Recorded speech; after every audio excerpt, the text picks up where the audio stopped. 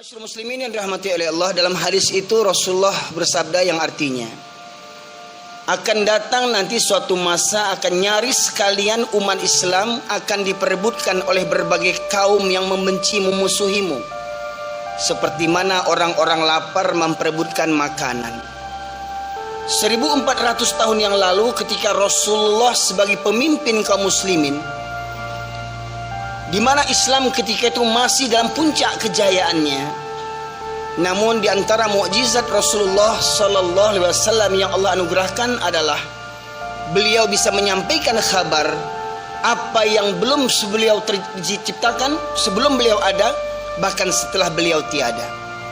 Nah, salah satunya hadis ini yang seperti mana saya sampaikan tadi, Rasulullah memberikan gambaran, Rasulullah menyampaikan kepada para sahabat tentang kondisi umat Islam di suatu zaman nanti. Rasulullah menegaskan nyaris hampir semua golongan-golongan yang memusuhi Islam bersatu dengan berbagai macam cara untuk memperebutkan kalian seperti mana orang-orang lapar memperebutkan makanan.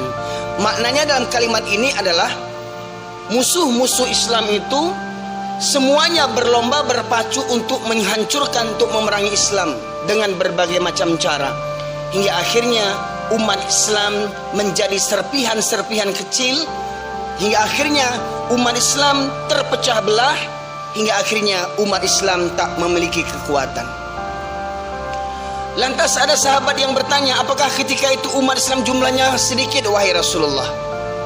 Rasulullah menjawab, bahkan ketika itu kalian jumlahnya banyak, kalian mayoritas dalam negeri itu, tapi banyaknya kalian seperti buih di atas air. Dan Allah cabut rasa takut musuh-musuh terhadap kalian. Padahal hakikatnya masyaallah muslimin, musuh-musuh Islam itu lebih takut kepada umat Islam dibandingkan takut kepada Allah Subhanahu wa taala, karena memang tabiatnya orang kafir itu tidak beriman kepada Allah. Mereka lebih takut kepada apa yang tampak dalam pandangan mata mereka.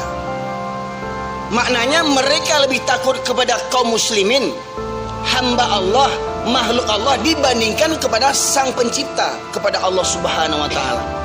Itulah kadar keyakinan orang-orang kafir yang lebih takut kepada manusia dibandingkan kepada Allah Subhanahu wa taala.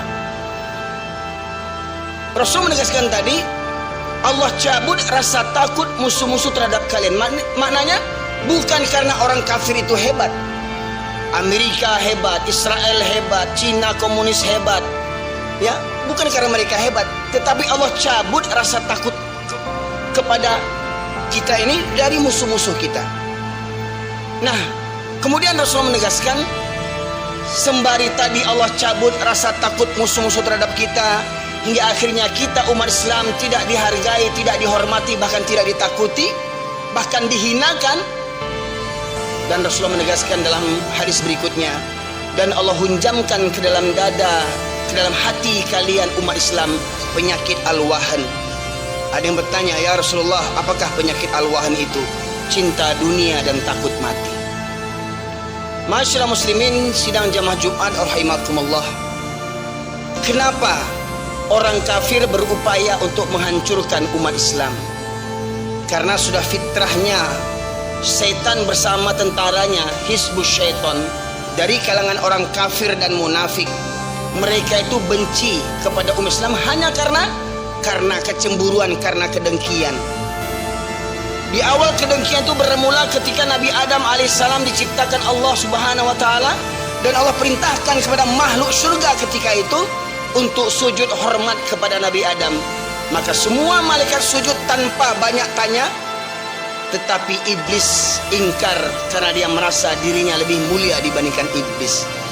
Dan kedengkian ini iblis tanamkan kepada anak cucu Adam yang lemah iman mereka, hingga akhirnya kita sesama anak cucu Adam saling bermusuhan, saling membunuh. Dan itulah misi hidupnya iblis. Setelah Allah keluarkan dari surganya Allah Subhanahu wa taala, iblis meminta dipanjangkan umurnya sampai hari kiamat. Masyaallah muslimin sedang jamaah Jumat rahimakumullah, bila kita berpegang teguh kepada Al-Quran dan Sunnah, maka Allah berikan Al-Quran sebagai petunjuk dan As-Sunnah sebagai penjelasnya. Dalam surat Al-Baqarah, dalam surat At-Taubah ayat yang ke-31 Allah menegaskan tentang wataknya orang kafir. A'udzubillahi minasyaitonirrajim. Yuridu liyutfi'u nurallah biafwahihim. Mereka ingin memadamkan cahaya Allah, mereka ingin memadamkan agama Allah, mereka ingin menghancurkan agama Allah dengan mulut-mulut mereka. Mananya apa? Dengan fitnahan-fitnahan mereka, dengan ajaran-ajaran sesat mereka. Ya. Mereka akan mengatakan umat Islam itu radikal, umat Islam itu ekstrim, umat Islam itu teroris, umat Islam itu anti kesatuan, anti bineka, anti toleransi. Itulah fitnahan-fitnahan. Mereka katakan umat Islam itu kolot, ketinggalan zaman, ya.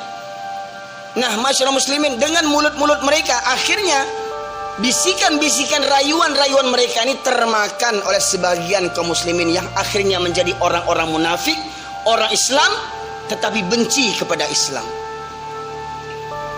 Allah juga menegaskan dalam surah Al-Baqarah 120, "Walan tarada ankal yahudu walan nasara hatta tattabi'a millatahum." Orang Yahudi dan Nasrani tidak akan pernah rela, tidak akan pernah senang kepada kalian umat Islam sampai kalian mengikuti milah agama atau tata cara hidup mereka. Jadi program mereka bukan hanya sekedar memurtadkan, bukan hanya mengajak kita pindah agama, tetapi bagaimana supaya kita murtad dari agama kita. Dengan cara apa? Dengan cara kita bangga meniru-niru gaya-gaya orang kafir. Contoh, lihat pemuda hari ini, cara gaya rambutnya meniru gaya orang-orang kafir. Ingin seperti artis, ingin seperti bintang film. Dan kebanyakan artis dan bintang film itu semuanya terlahir daripada orang-orang kafir. Kita dengar yang namanya Hollywood, pusat pembuatan film di Eropa. Kita dengar namanya Bollywood, pusat pembuatan film di India. Itu yang sering ditontonkan kepada generasi muda kita, hingga akhirnya banyak generasi muda bercita-cita ingin seperti penampilan para artis. Masyarul muslimin, ya, akhirnya dalam kehidupan kita pun, dalam berumah tangga, banyak orang-orang Islam meniru gaya-gaya orang kafir. Jadi masyaallah muslimin, orang kafir Yahudi dan Nasrani, mereka tidak akan pernah rela kepada kita umat Islam sampai kita ini meniru-niru tindak tanduk agama mereka. Contoh, kalau dulu kita mengenal, kita mengetahui orang Nasrani itu sembahyangnya, beribadahnya, kebaktiannya seminggu sekali di hari Ahad saja. Nah, ternyata tabiat orang Nasrani ini banyak ditiru oleh orang Islam. Banyak orang-orang Islam, laki-laki muslim yang hanya sholat di hari Jumat saja. Ada orang Islam yang sholatnya seminggu sekali, hari Jumat saja sholatnya. Kalau ditanya kenapa kamu sholat seminggu sekali, daripada nggak ada. Bagaimana mungkin Islam 7 keturunan sampai sekarang nggak ngerti-ngerti. Bahkan anehnya, yang sering meninggalkan sholat ini bergelar sebagai suami, bergelar sebagai ayah. Ada ayah orang, ayah dari anak-anak kaum muslimin, dia menjadi ayah orang, tetapi sholatnya seminggu sekali. Masyaallah muslimin, ini orang Islam yang meniru orang-orang kafir. Gaya hidup, gaya pakaian, ya, banyak para pemuda gandrung dengan lagu-lagu, dengan musik-musik, tapi jauh daripada Al-Quran. Bangga meniru gaya orang kafir dengan telinga yang diberi subang yang besar, dengan muka ditato, tetapi kalau berpenampilan ya muslim, pakai baju muslim, wah dikatakan sok alim, sok suci, ya. Masyaallah muslimin yang dirahmati Allah. Nah, kemudian dalam surat Al-Baqarah 217 Allah menegaskan, wala yazaluna yuqatilunakum hatta yarudukum an dinikum istata'u. Mereka orang-orang kafir tidak pernah berhenti memerangi kamu sampai kamu murtad dari agamamu, seandainya mereka sanggup melakukan itu. Jadi masyaallah muslimin, 3 ayat ini sebagai hujah bagi kita bahwasanya orang kafir Yahudi dan Nasrani dan orang munafik itu tidak akan bisa berdampingan dengan kita. Karena apa? Bukan kita yang jahat, tetapi dalam isu mereka menyebut kita umat Islam yang jahat, umat Islam yang anti toleransi, umat Islam yang ekstremis, radikal dan segala macamnya. Ya, padahal pada hakikatnya mereka lah biang kehancuran, biang kerusakan. Ya, Tadi saya sebutkan dalam surat At-Taubah Allah menegaskan orang kafir berupaya untuk memadamkan agama Allah dengan fitnahan-fitnahan mereka. Al-Baqarah 120 Allah menegaskan orang kafir Yahudi Nasrani tidak akan pernah rela melihat kita umat Islam sampai kita mengikuti agama ataupun gaya hidup mereka. Dan Al-Baqarah 217 Allah menegaskan mereka orang kafir tidak pernah berhenti memerangi kita sampai kita murtad dari agama kita.